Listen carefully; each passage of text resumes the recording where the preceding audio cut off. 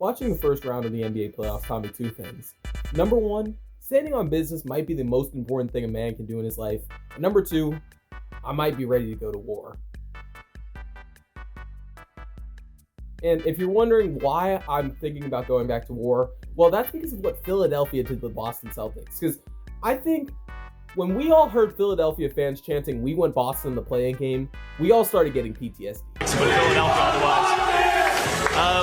Taking control, taking the series. They win this game 7, 109-100. You are ugly. We all started thinking back to the multiple years that they've done this, and it's not went well for them. And it's never nice to ask somebody if they have brain damage or if they're mentally disabled. But I think we all got to that point where it's like, Philly fans, are you okay? I know them streets are filled up with fentanyl, so maybe that's what's going on. But why would you ask to go against the team that you never beat? Honestly, that's the equivalent of a child with an alcoholic father going up to their father 12 beers deep and being like, "Dad, can you read me a bedtime story?"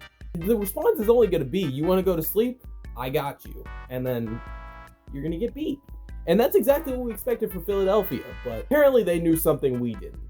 It even got to a point where I was like, dang, Philly's playing so well, I might need to apologize for all the slander that I put on Joel Embiid's name. And then I saw him, get a forehead to the knee or something, and he was down on the ground for 5 plays straight. I was like, nah, you're still a washed up bum who can't stay healthy. But, hey, he played well, so I'll give that to him. Basically what I'm trying to say, though, is that if Philly fans can chant, "We won Boston," and there's no repercussions, they can go down 3-1, still come back and win, that means anything can happen. I could go front lines of the Iranian war and survive.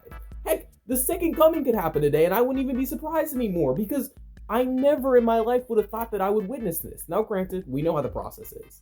They don't make it out of the second round of the playoffs, so chances are they're just going to get knocked out by the next team. But you know what?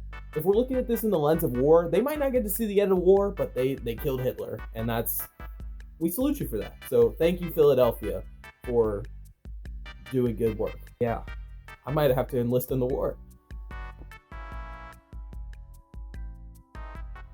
Basically, though, Jaden McDaniels taught me how to stand on business, because reporters came up to him, they asked him, they're like, "Okay, what's your plan on scoring against the Denver Nuggets in this series?" Go out for Jokic, Jamal, all the bad defenders, Tim Hardaway, Cam Johnson, Aaron Gordon, the whole team. He comes out like Oprah Winfrey, and he's like, "You're a bad defender, and you're a bad defender, and you're a bad defender," basically pointing out the entire team and being like, "I'm gonna just go out there and score." And all of us are kind of looking at him like, you do realize the other team has Jokic, multiple-time MVP, champion, horse enthusiast.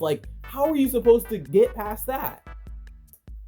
Pretty easy, apparently. I mean, this guy comes out, game 6, he has no Dante DiVincenzo, no Ayo Dosunmu, no Anthony Edwards. And I think everybody in the league is like, there's no way they win this game, right?